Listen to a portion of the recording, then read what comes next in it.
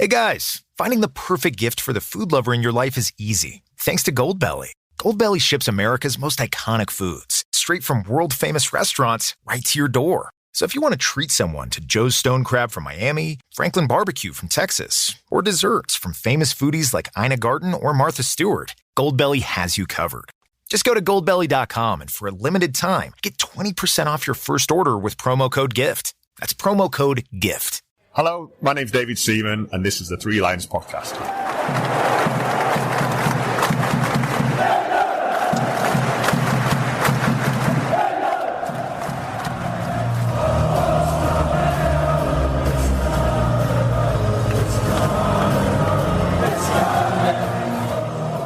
Hello and welcome to the Three Lions Podcast. My name is Russell Osborne and this is an independent England football supporters podcast. Hope you're good, hope I find you well.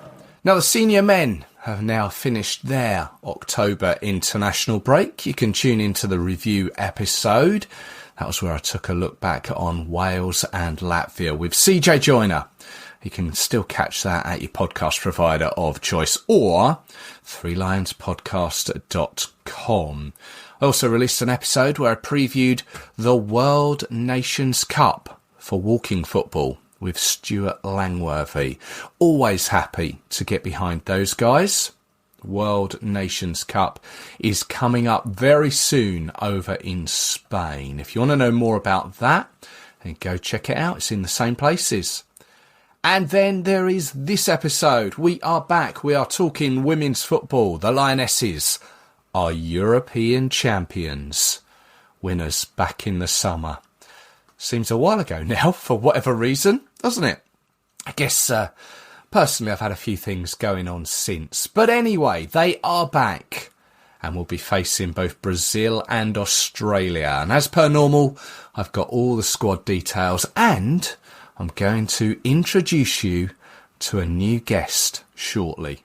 So there's plenty to get through, but let's start on the 13th of October, the day before Sarina Wiegman announced her squad. Millie Bright, who I'm sure you remember, made herself unavailable for the summer's Euro squad. She announced her retirement from international football.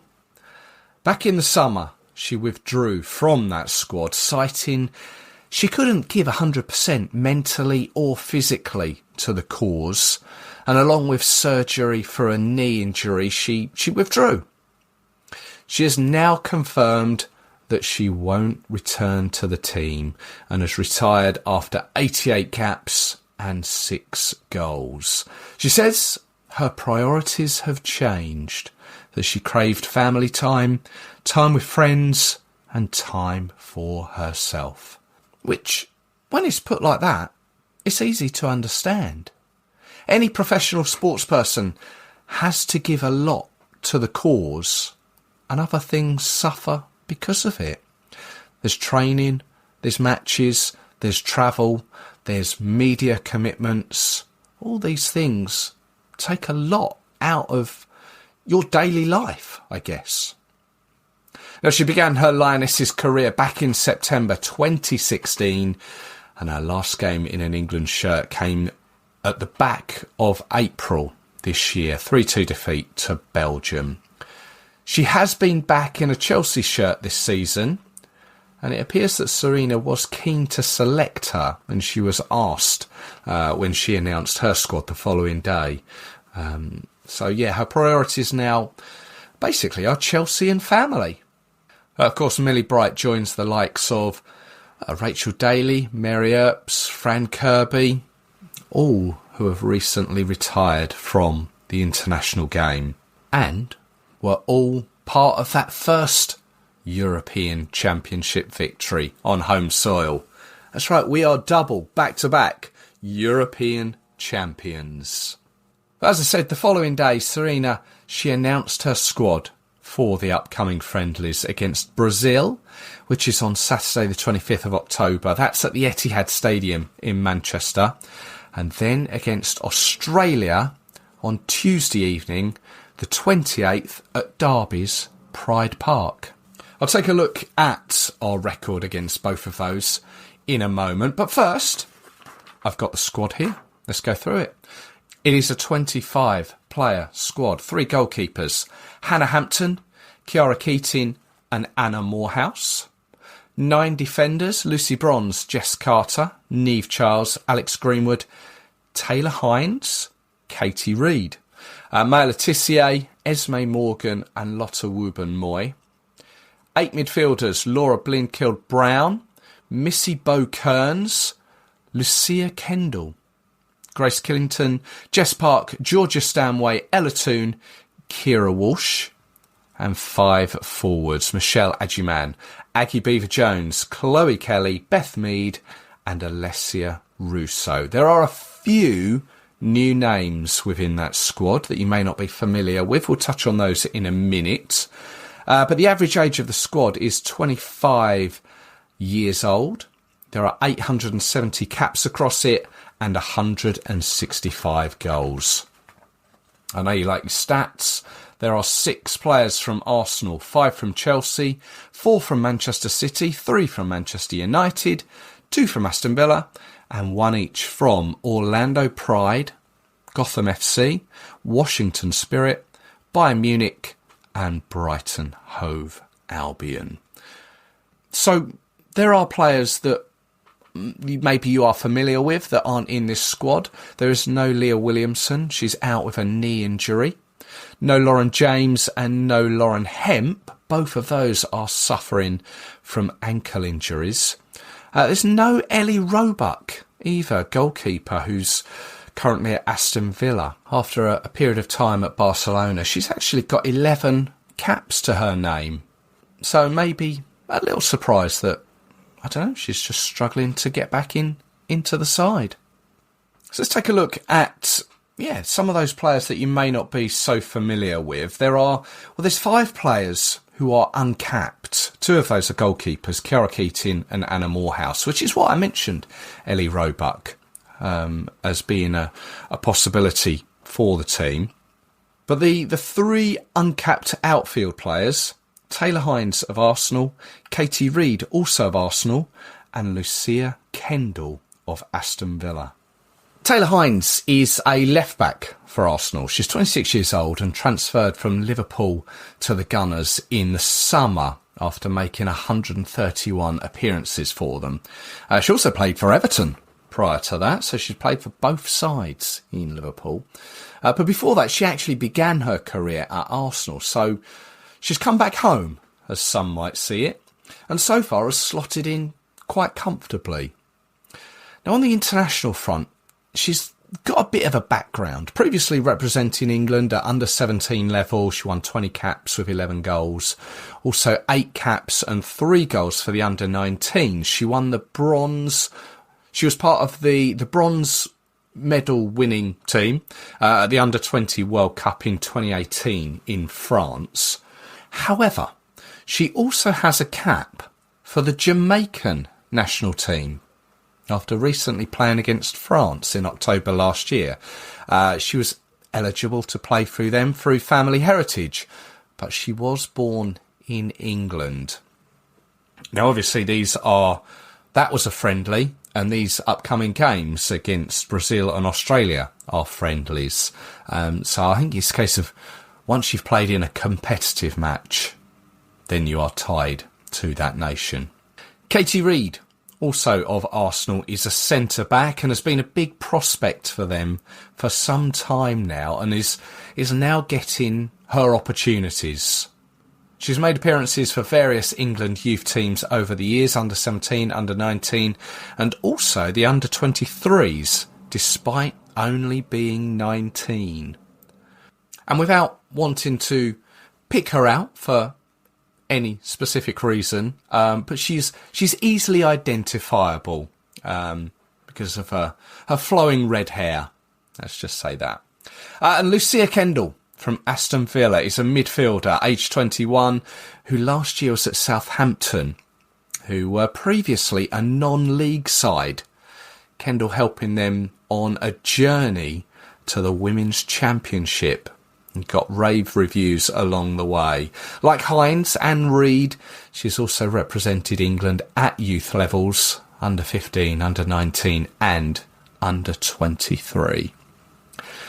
So, as the team that Serena inherited back in September 2021, we really now are seeing sort of a transition of players coming through, especially when you look at the likes of Maya Letitia, Grace Clinton, Michelle Adjiman.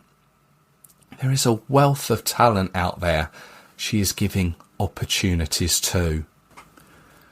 So Brazil and Australia this month. And we already knew China had been scheduled for November at Wembley. I've already got a ticket for that one. But also Ghana at Southampton on the 2nd of December was announced. First time meeting between those two. And I'll preview China and Ghana nearer the time. But Brazil and Australia, two nations we have history with. Brazil, an opponent we've met on 4 occasions, and unsurprisingly, never in Brazil, although that may change in 2027 as they host the World Cup finals of that year. However, on those 4 occasions, we've won 2, drawn 1 and lost 1. And we last met at Wembley in 2023 at the Finalissima final at Wembley. It ended 1 apiece, but was won 4-2 on penalties by England. That was a good evening. Enjoyed that. Previous to that, in 2019, they beat us 2-1 in a game played at Middlesbrough. We beat them 2-0 in the She Believes Cup in 2019 in the States. And the first meeting was at Notts County's Mead Park in 2018. Now, they are ranked 7th in the FIFA rankings. The best they've achieved in the World Cup was runners-up in 2007. But back in South America, they are the current Copa America holders. Competition, they have won on 9 occasions. Australia and the Matildas, as they are commonly referred to, or the CommBank Matildas for sponsorship reasons. If you want a little more insight into that story, I'd recommend the book More Than a Shirt by Joey D'Urso. Anyway, we've met the Aussies on 7 occasions, most recently the World Cup semi-final of 2023 in Sydney, where of course we won 3-1 and progressed to the final. But shortly before that, in the lead-up to the competition, we met at Brentford in a friendly, losing 2-0, which was Serena's first defeat, a game that brought an end to an unbeaten streak of 30 games. Then before that, it was just friendly games that stretched back to 2003.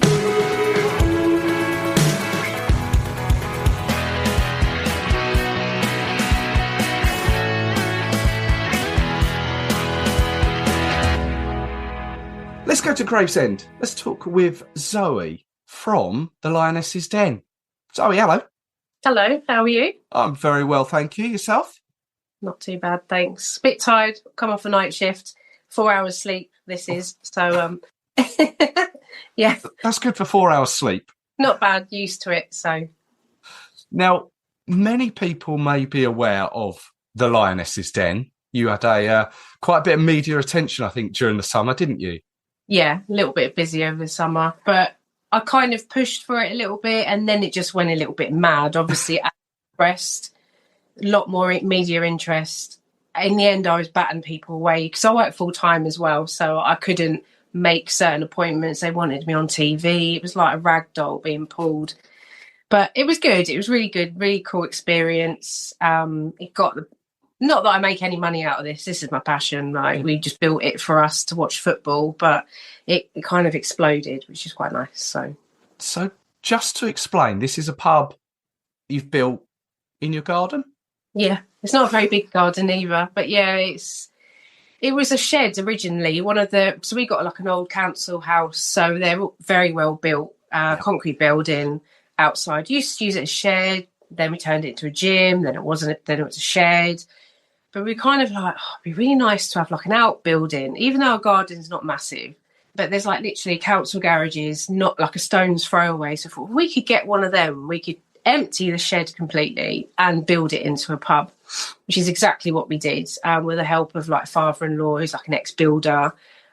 He done like the big stuff, like the window, the electrics, and then we did all the pretty stuff and paint but yeah, it's a team effort. Very short commute. Yeah, definitely. Very short commute. It's about 15 steps away from the back door. I can see we're obviously speaking at the moment. I can see the corner of it. There's various photos and it's decorated how a pub should be.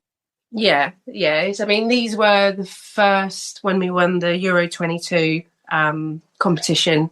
We bought these, the limited edition ones. I can't remember the name of the company now, but bought them off them, and they framed them all for me. So then chucked them up on here. I was kind of hoping they would do this year's ones, but this pub is so small. I thought if I bought them, I had nowhere to put them. So it would have probably extended into the house.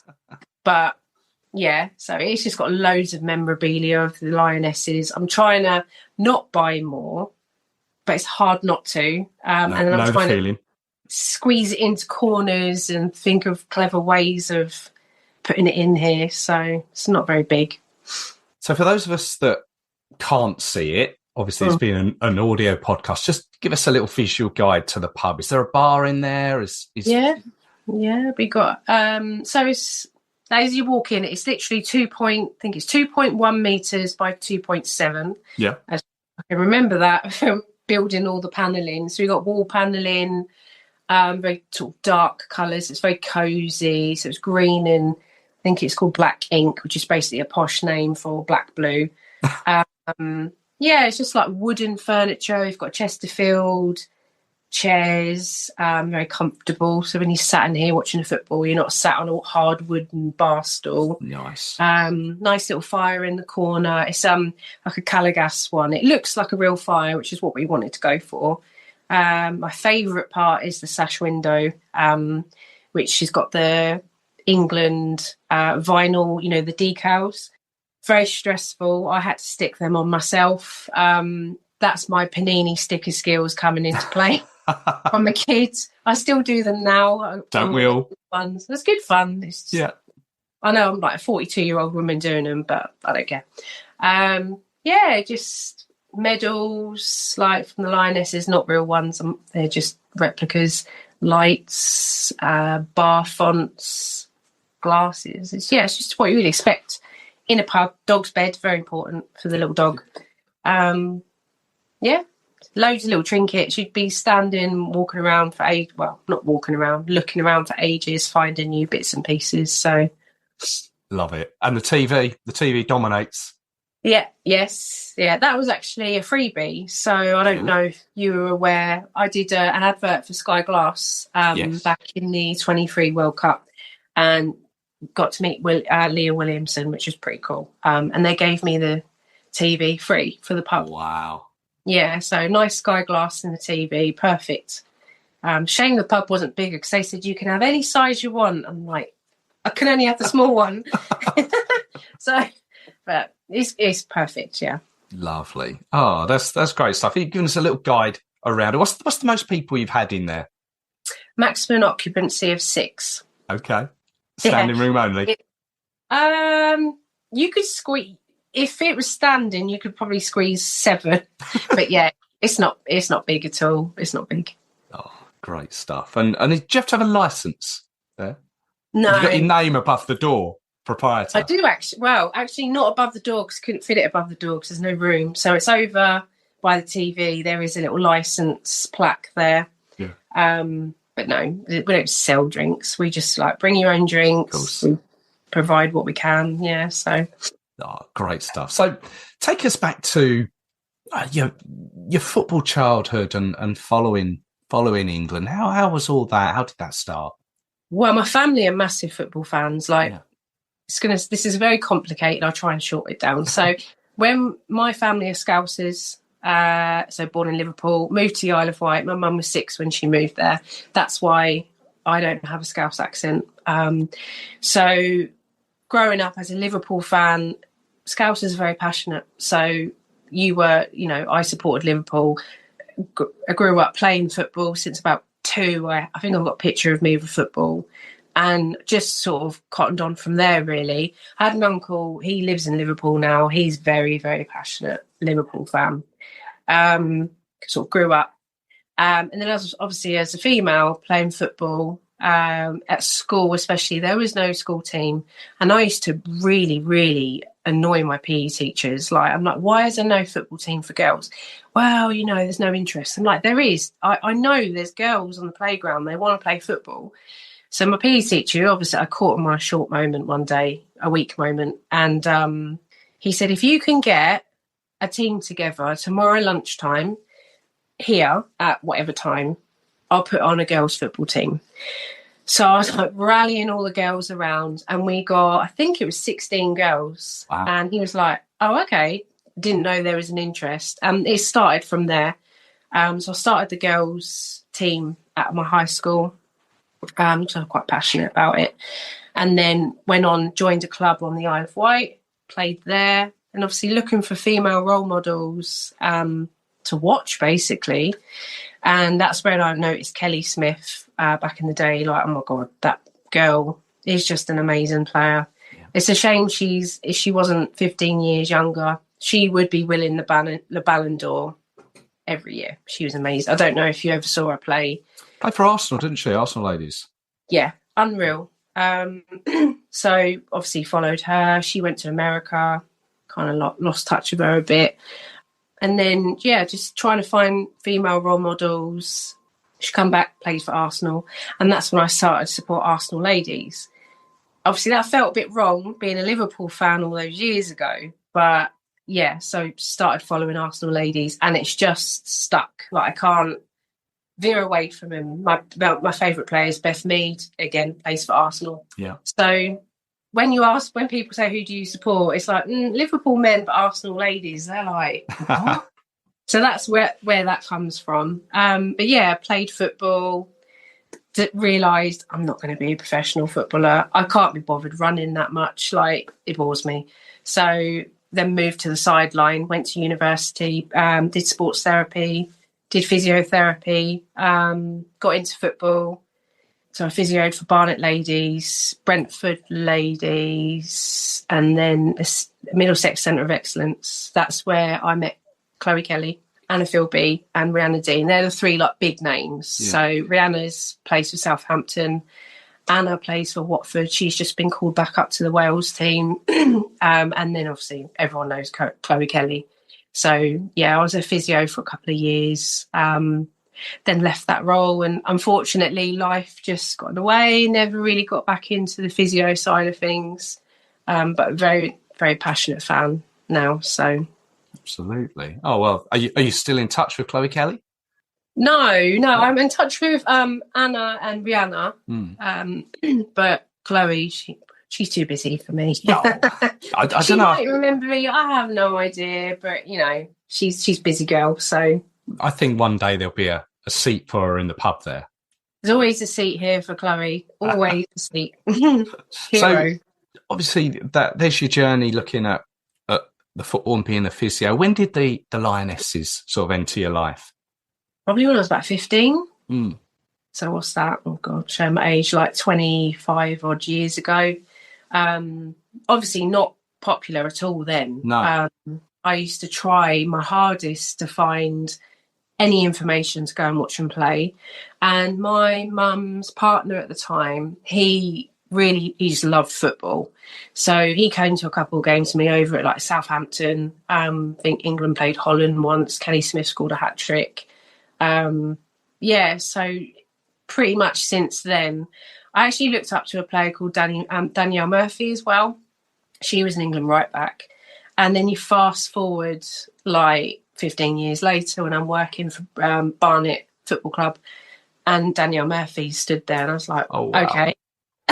So then I was like, her physio, I thought, this is mad. Like, it's really like cool. A sliding doors moment. It is, yeah. Then I ended up working with the likes of like Hope Powell, Karen Carney.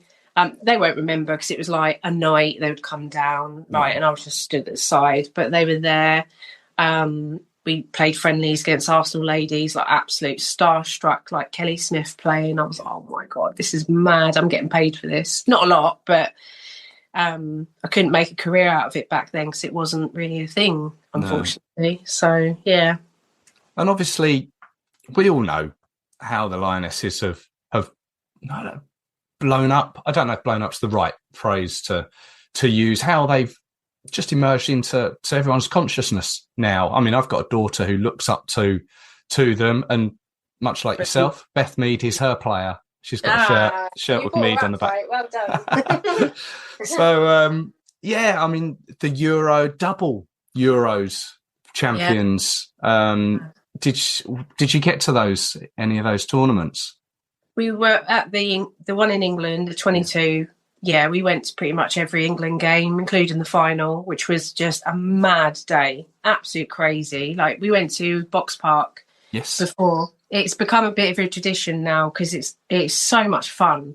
So we went in there, met Emma Hayes. She was there. She was a little bit worse for wear, shall we say. I get the impression that she likes to drink and likes to be involved. Yeah, I mean, we didn't obviously harass her too much because loads of people were asking for photos. And you just think, leave them. I know we did it as well, but it's like, okay, let's leave her alone. She's having her day too. But yeah, we went to that. Didn't get to obviously the other one in Switzerland because we were working. We've got other holidays planned, and we thought it's going to cost a fortune. Yeah. Annual leave, we didn't have any because of all the other stuff we got planned. So we thought we'd just make it good at home. So so we didn't get to that one. Fair enough. And obviously there was the World Cup in Australia where we got to the finals, runners up there. Yeah. It's just such a good time for England women at the moment, and to now be playing again following the Euro final and win in the summer. There was always, I kind of thought if they didn't win during the summer, whether it would drop off. And the fact that they've won again, it's still riding that amazing wave. And obviously the WSL is fantastic at the moment. So for these 4 friendlies to come round across the country, I think is important. Yeah, that is important. Yeah, so many people can go and see them again. Exactly. Like you say, it's very important to go around the country. So I think a lot of people are so focused on Wembley Stadium that you forget up north. Like when they play up north, I don't travel necessarily up north just because of work and life and stuff like that. So, maybe I need to make a bit more of an effort, but everyone works. And so it's nice to have it local so you can nip up for the day rather than think, oh God, I've got to book annual leave. I've got to travel, stay overnight. So it's so important to try and dot them around. And it is literally, you've got Southampton, is it Manchester, maybe London, and I can't remember Derby's the other one. That's the one. Yeah.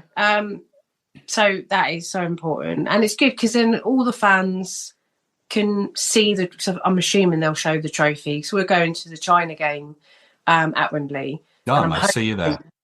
Oh, okay, cool. Yeah. So exactly. So it's easy for us. We just hop on a train and we're there, same as everyone else, especially with families, with kids.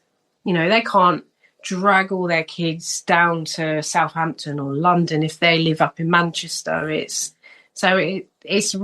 quite tactful, very clever. Yeah, no, it's good planning on the FA's behalf. Definitely. Let's just have a look at the squad, which I assume you've seen. Obviously some of the regular players. Obviously we've mentioned Chloe Kelly. But there's a couple of players who I'm sure you can probably maybe enlighten some listeners about.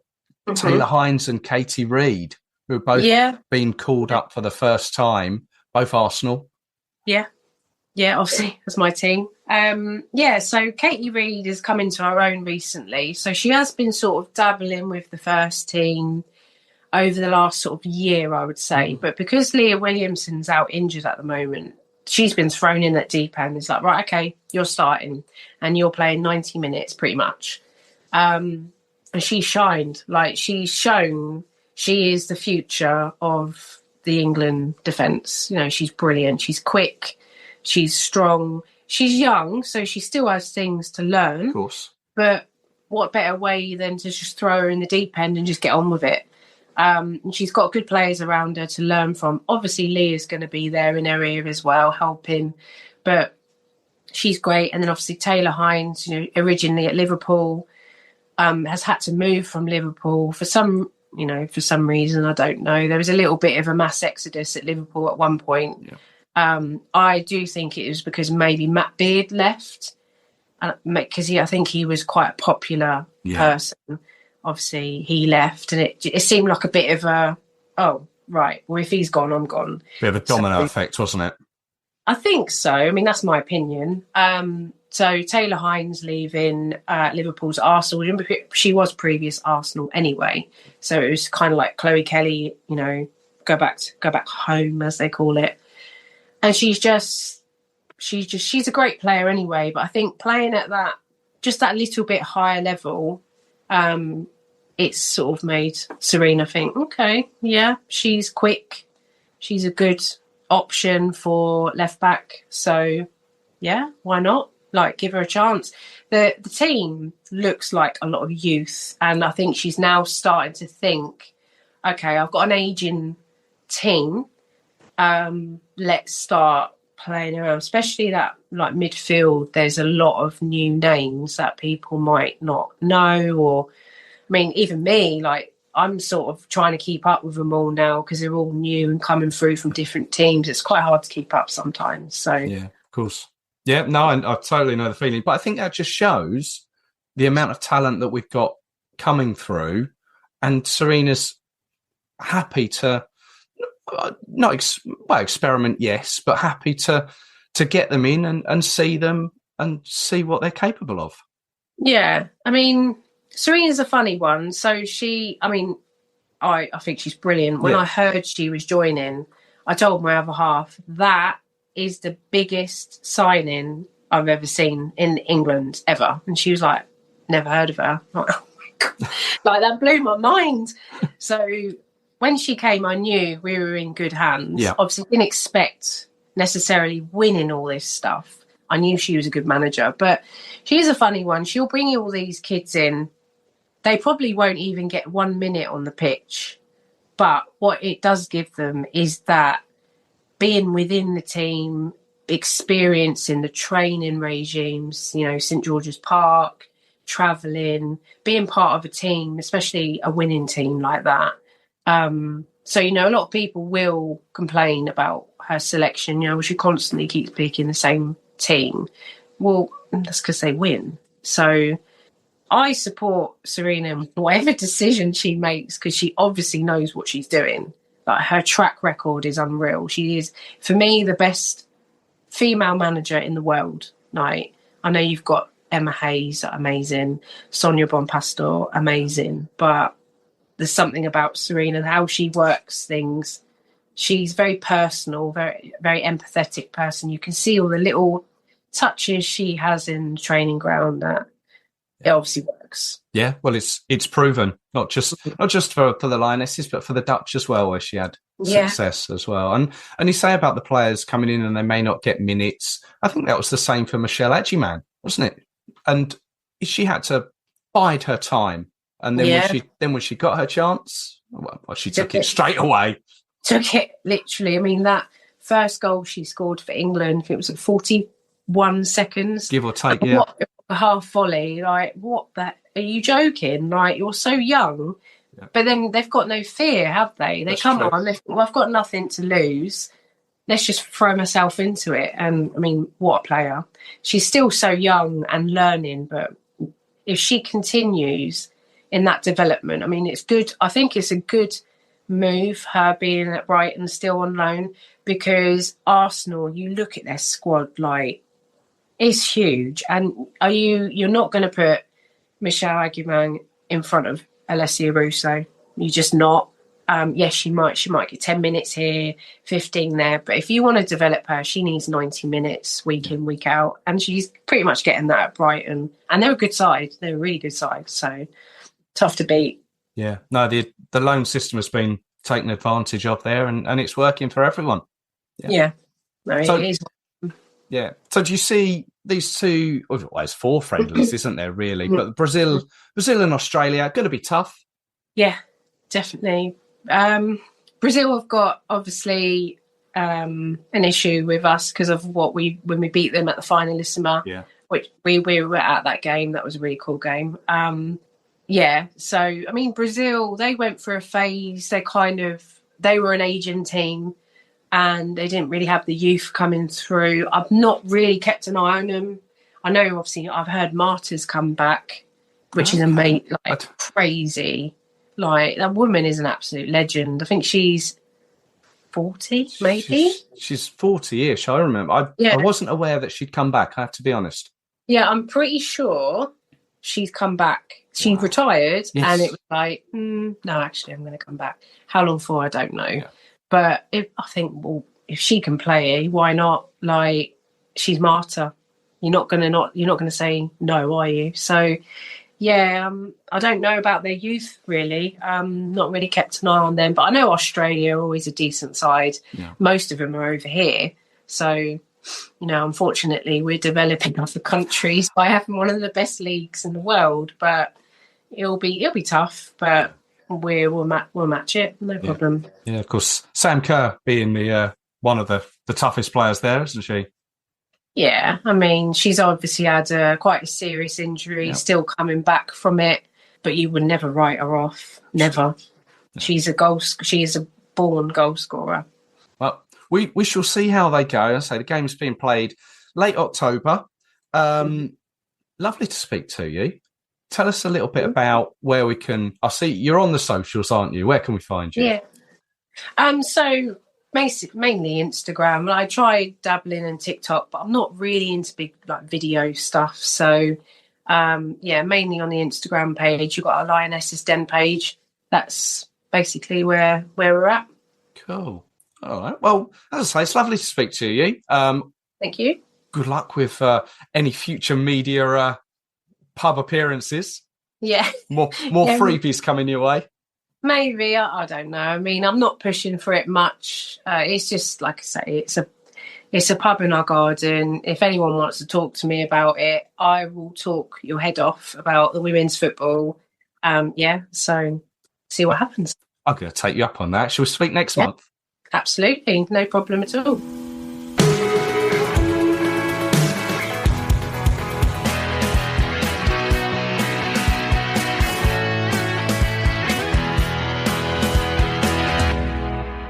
Thank you to Zoe there. Hopefully we'll catch up with her again soon.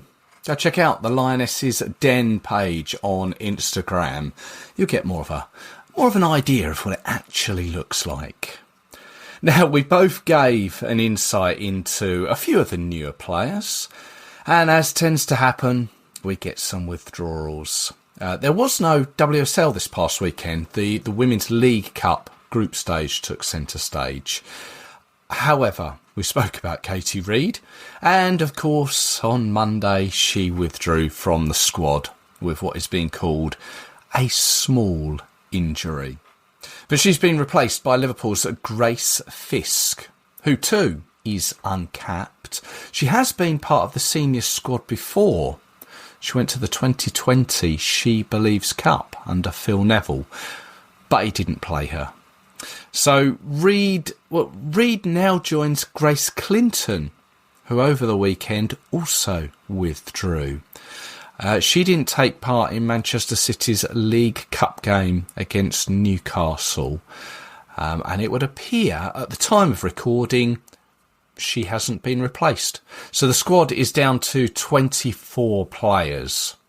We'll obviously see Grace Clinton again very soon, I'm sure. But don't forget all that we said about Katie Reid. Don't discard it, as I'm fairly confident she will be back in a future squad. So let's leave it there then. Thank you as always for tuning in. Always appreciated. Never taken for granted. Don't forget you can follow the show on social media. Just search Three Lions Podcast. Twitter, Facebook, Instagram. Give it a follow, a like. They are just as appreciated. And if you want to rate the show at your provider of choice, please feel free to do so. And if you want to get in touch, use those social channels. If you've got an idea for the show on the women's front, run it by me. Let's see what we can do. The email is there too, threelionspodcast@gmail.com. Now, if you are going to either game, or both of them, the one against Brazil in Manchester or Australia at Derby, have a safe time, safe journey, enjoy it, and I'll be back with you very soon for some more England-related content. I hope you can join me for it. So until then, take care of yourselves. Cheers.